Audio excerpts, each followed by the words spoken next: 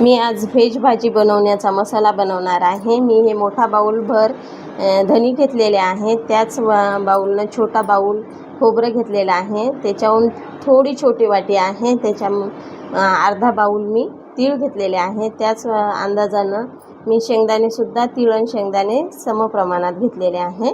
आणि हे मी लसूण सोलून घेतलेलं आहे। आणि पोहे खायच्या चम्मचनं मी सोप घेतलेले आहे 2 चम्मच। त्याच प्रमाणात मी 2 चम्मचच मी जिरं घेतलेलं आहे। आणि हे मेथ्या घेतलेल्या आहे आणि हे ओवा घेतलेला आहे। ओवा आणि मेथ्या मी त्या प्रमाणात घेतलेल्या आहे। पोहे खायच्या चम्मचनं 1-1 चम्मच घेतलेला आहे। आणि मी 1 बाऊल मी कढीपत्ता घेतलेला आहे। आणि हे मी कांदा उन्हाळ्यात छान मस्त गरम केलेला आहे। पूर्ण याचं मॉइश्चर नष्ट झालेला आहे, पूर्ण सुकलेला आहे। आणि हे मी लाल मिरची घेतलेली आहे, 10-12 मिरच्या टाकत आहे। हे मसाला छान कोणत्याही भाजीला वापरता येते, व्हेज भाजीला। आणि रस्सा करतो म्हणलं ना तर या मसाल्यानं छान मस्त घट्ट रस्सा होतो आणि भाजी पण टेस्टी होते। त्यामुळे मी हा मसाला बनवत आहे। हे बघा, आता मी छान मस्त याला भाजून घेते। कढई ठेवलेली आहे मी गॅसवर। छान मस्त मी पहिले अगोदर हे धनी भाजून घेते। याला छान मस्त कमी आचेवर भाजायचं आणि छान लालसर होईपर्यंत खोबरं ते चांगलं लालसर झालं पाहिजे। त्या पद्धतीनं छान मस्त कमी आचेवर भाजून घ्यायचं। आता मी पूर्ण साहित्य व्यवस्थित भाजून घेते। आता धनी भाजून घेते। पूर्ण साहित्य मी वेगवेगळं भाजून घेणार आहे। बाकी धनी वेगळे भाजणार आहे, खोबरं वेगळं भाजणार आहे, आणि बाकीचे छोटे छोटे साहित्य आहे ते मी एकत्र भाजणार आहे। अगोदर मी हे धनी भाजून घेते। हा मसाला व्हेज भाजीसाठी छान होतो। आणि कोणती भाजी रस्सा बनवायचा असला ना या मसाल्यानं घट्ट होते आणि टेस्ट पण छान येते। आणि बिना मसाले कोणतेही मसाले न टाकता साध्या पद्धतीनं घरच्या घरीच मसाला छान होतो, म्हणून मी हा बनवत आहे। आता या पद्धतीनं मी छान मस्त पूर्ण साहित्य भाजून घेते कमी आचेवरच।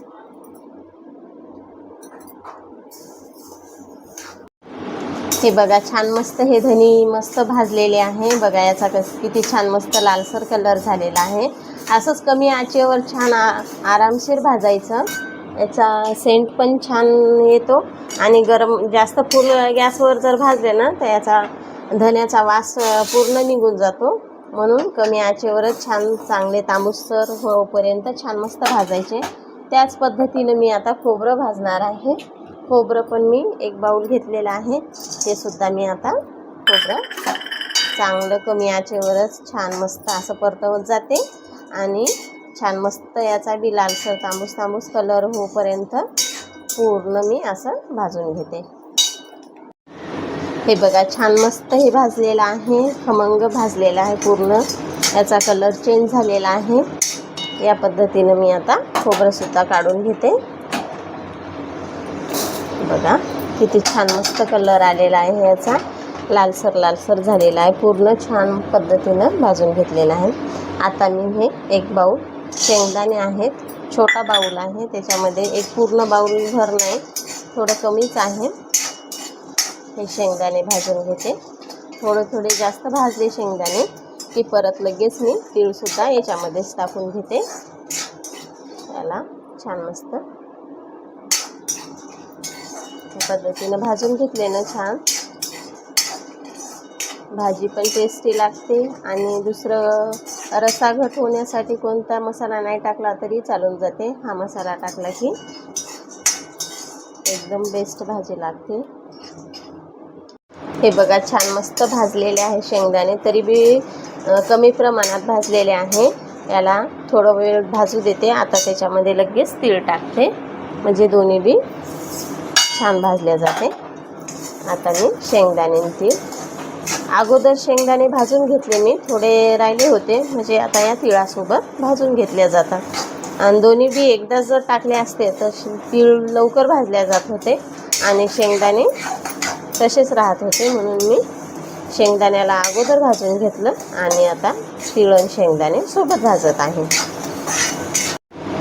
हे बघा छान मस्त भाजून घेतलेले आहे मी हे शेंगदाणे पण तीळ छान मस्त तडतड होत आहे. आता मी हे काढून घेते. याच पद्धतीने आता मी कांदा भाजून घेते. कांद्याला पण मस्त भाजून घेते. याला मस्त कापून 2-3 दिवस उन्हामध्ये ठेवला होता. उन्हातनी छान मस्त पूर्ण वाळलेला आहे.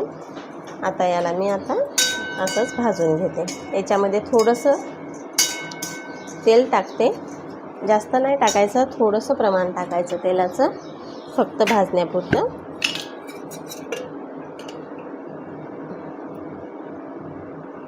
हे बघा आणि याला मी असंच भाजून घेते. हे बघा छान मस्त लालसर झालेला आहे कांदा. याच पद्धतीनं भाजून घ्यायचा छान मस्त. आता मी काढून घेते. याला मी दुसऱ्या प्लेटमध्ये काढून घेते. त्या सामानमध्ये टाकणार नाही. या पद्धतीनं असं छान मस्त कुरकुरीत झालेला आहे कांदा हा पूर्ण. आता मी लगेच त्याच्यामध्ये लसूण भाजून घेते. लसूण भाजायच्या अगोदर मी हे दुसरं साहित्य भाजून घेते. हे जिरं आहे, हे सोप आहे आणि हे मेथ्या आणि हे ओवा आहे. हे मी 4 साहित्य एकत्र भाजून घेते. नंतर मी लसूण भाजून घेते. हे छान मस्त आता ह्या पद्धतीनं याला छान भाजून घेते. बघा त्याला तेल टाकायची गरज नाही पडली, कारण की थोडं कांद्याला मी तेल टाकलं होतं ना भाजायला. ते कढईला तेल लागलेलं आहे छान मस्त. तेवढ्यामध्ये छान मस्त हे भाजून घेते. हे बघा छान मस्त हे सोप, जिरं, ओवा हे छान मस्त भाजून घेतलेलं आहे. आणि मेथ्या याला पण मी आता असंच काढून घेते. हे कांदा पण छान मस्त झालेला आहे. हे सुद्धा पूर्ण काढून घेते. आता कढीपत्ता राहिलेला आहे. कढीपत्ता आणि हे लसूण राहिलेलं आहे. मी आता अगोदर लसूण भाजून घेते. लसणासाठी मी थोडंसं तेल टाकते. कांद्याला तसं प्रमाण टाकलं ना थोडं, तसंच लसणाला सुद्धा मी टाकून घेते. आणि छान पद्धतीनं लसूणसुद्धा हे लालसर होईपर्यंत असा छान मस्त भाजून घेते. बघा हा बघा छान मस्त लसूण पण मी अशा पद्धतीनं भाजून घेतलेला आहे. छान मस्त लालसर झालेला आहे. एकदमच लालसर होऊ दिला नाही मी, मध्यम झालेला आहे. हे आता मी काढून घेते. आणि लगेच मी त्याच्यामध्ये मी डाळवं अगोदर दाखवायचं विसरले होते. मी डाळवंसुद्धा घेतलेलं आहे. अर्धा बाऊल डाळवं घेतलेलं आहे, फुटाण्याचं डाळवं. याला पण मी छान मस्त भाजून घेते. हे साहित्य पूर्ण कमी आचेवर, थोडा वेळ लागला तर चालते पण कमी आचेवर करायचे. छान मस्त याचा सुगंध पण जात नाही आणि टेस्ट खूप छान येते. म्हणून थोडं कमी आचेवर मस्त करून घ्यायचे. हे बघा छान मस्त डाळवंसुद्धा मी त्या पद्धतीनं भाजून घेतलेलं आहे. मी गॅसवर आता पूर्ण साहित्य झालेले आहे. फक्त आता कढीपत्ता आणि हिरवी मिरची याच पद्धतीनं मी पूर्ण भाजून घेते. हे बघा छान मस्त याला मी हे पूर्ण साहित्य थंड झालेलं आहे. बघा हे छान मस्त पूर्ण गार झालेलं आहे. आता मी लगेच मिक्सरच्या भांड्यामध्ये टाकून मस्त याला पिसून घेते. अशी मस्त छान मस्त बारीक करते. आता या पद्धतीने मी मिक्सरच्या भांड्यात टाकत आहे आणि पूर्ण मी मिक्सरला काढून घेते. हे बघा छान मस्त मी मिक्सरमधून काढलेलं आहे. हे छान मस्त वाटून घेतलेलं आहे. बघा याचा सेंट इतका छान येत आहे. हे कोणत्याही बी व्हेज भाजीला टाकला ना एकदम भाजी सुपर लागते आणि घट पण होते. हा माझा व्हिडिओ आवडला असेल तर लाईक करा, शेअर करा, सबस्क्राईब करा आणि बेल आयकॉनचं बटन प्रेस करायला विसरू नका. धन्यवाद.